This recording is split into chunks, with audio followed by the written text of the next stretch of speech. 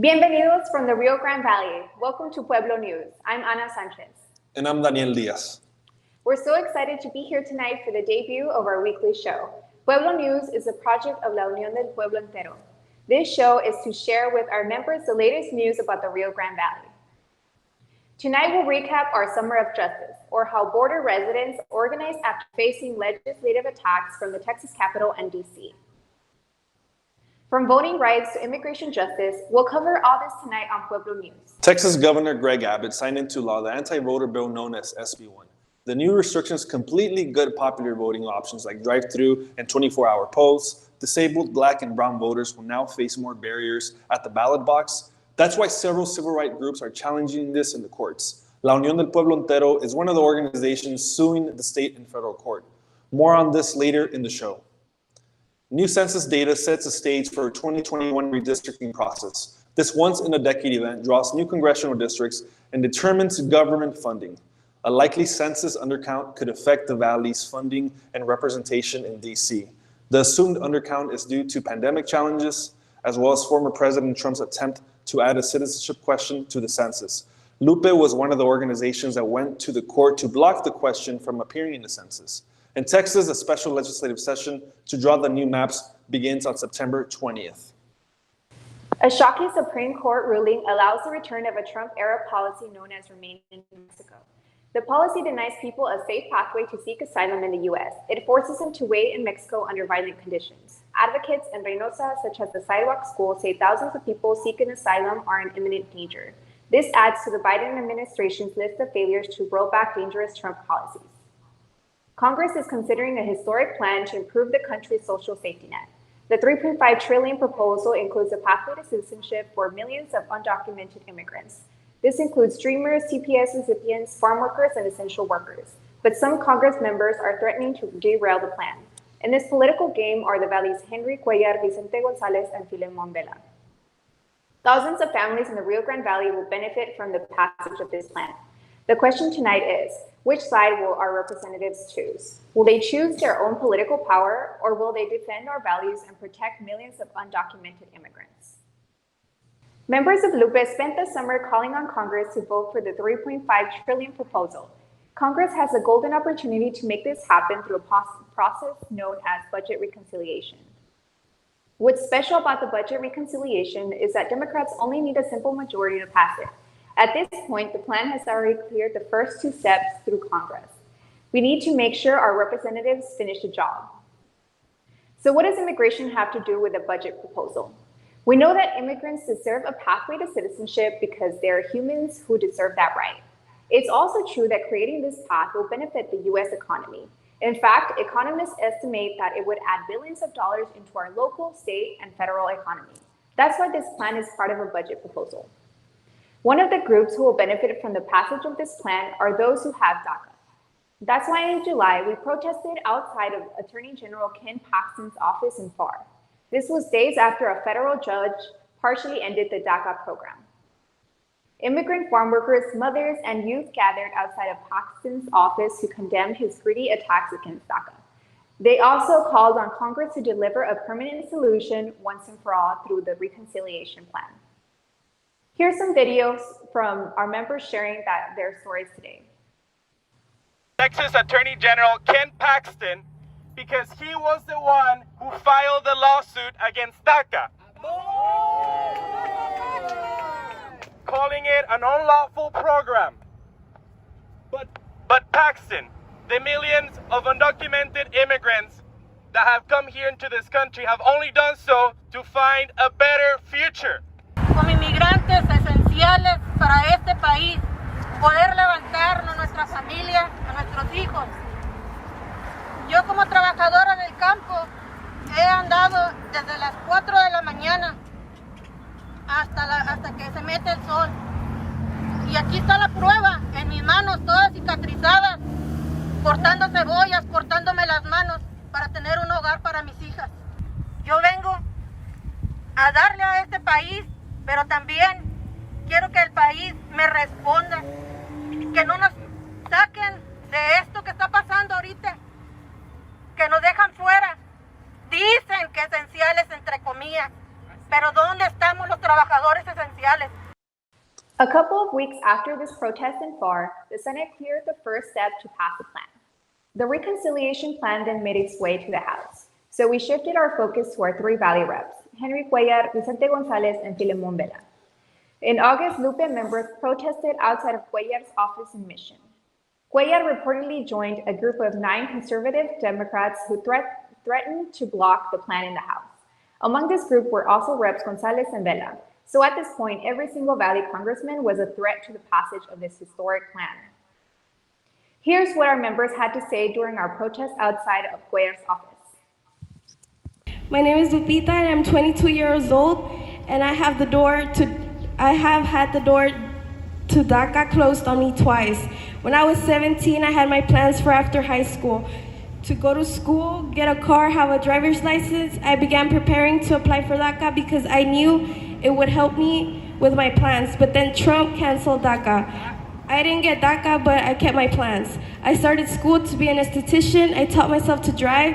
I had to drive without a driver's license. It was scary. I worked 2 jobs to pay for my car and for school. And I'm almost done with my studies as an esthetician. This year I finally got to apply for DACA, and then that judge ruled against DACA and the door shut on me again.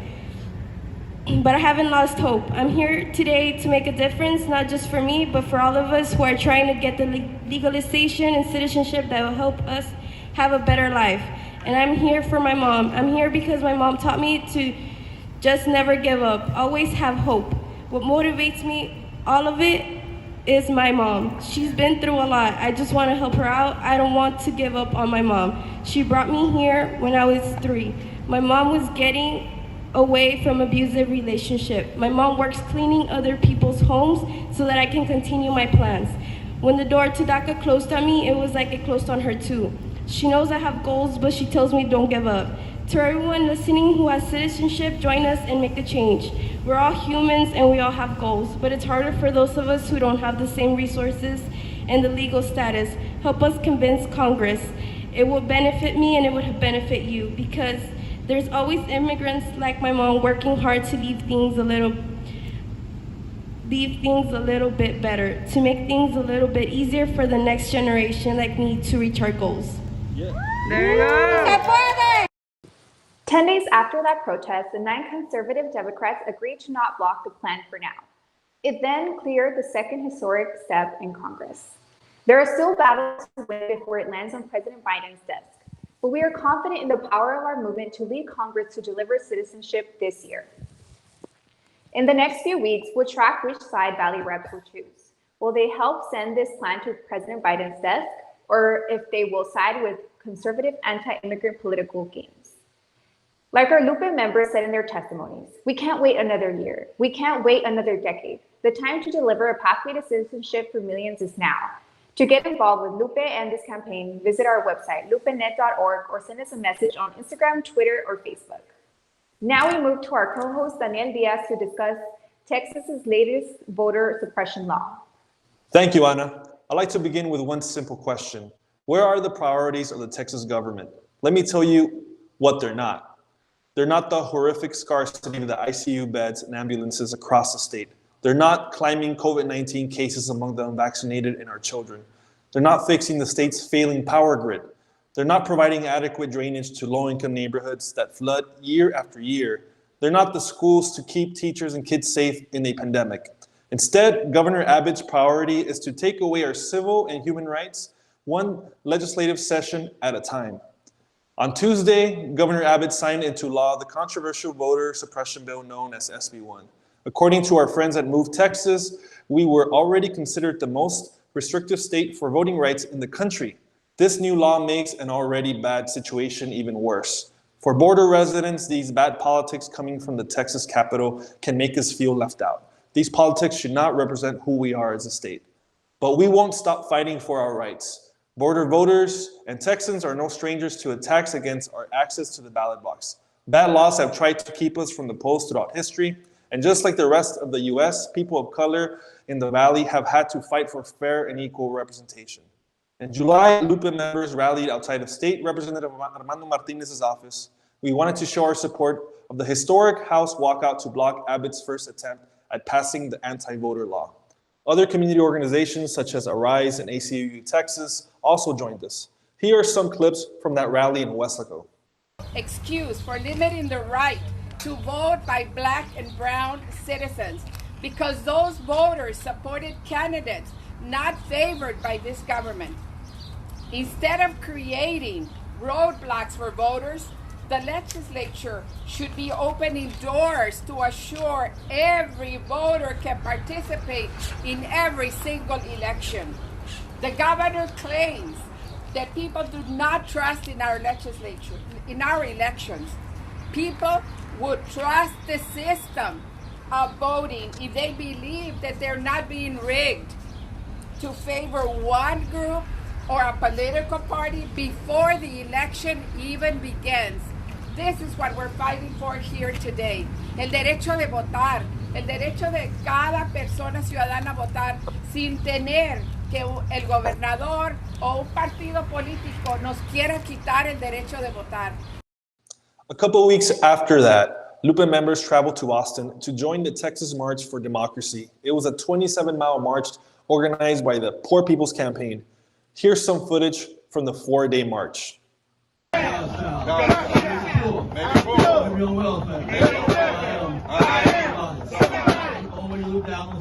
Only way you look down on somebody. Pick them up. Pick them up. Pick them up. Pick them up. Keep home. Alive.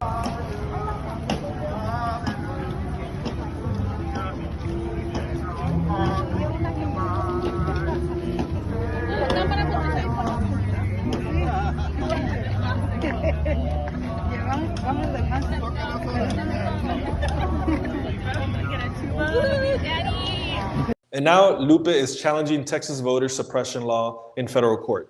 Lupe and other civil rights groups are represented by the Mexican American Legal Defense and Education Fund, the Brennan Center for Justice at NYU Law, and other firms. Nina Perales, the vice president of litigation at Maldiv, said that SB1 will reduce voter participation and discriminate on the basis of race, and for those reasons, it should be struck down in court. In addition to making voting more difficult for all voters, SB1 is aimed at directly at Latinos and Asian Americans with specific provisions that cut back on assistance to limited English proficient voters. We will not stay silent as greedy politicians try to take away our power. We're fighting for a future for everyone, a future in which everyone is treated with dignity and has the opportunity to thrive. And we hope you will join us too. To get involved with Lupe, visit our website, lupenet.org, or send us a message on Instagram, Twitter, or Facebook. Thank you for being here with us tonight. I'm Daniel Diaz. And I'm Ana. From the Rio Grande Valley, this is Pueblo News. See you next week.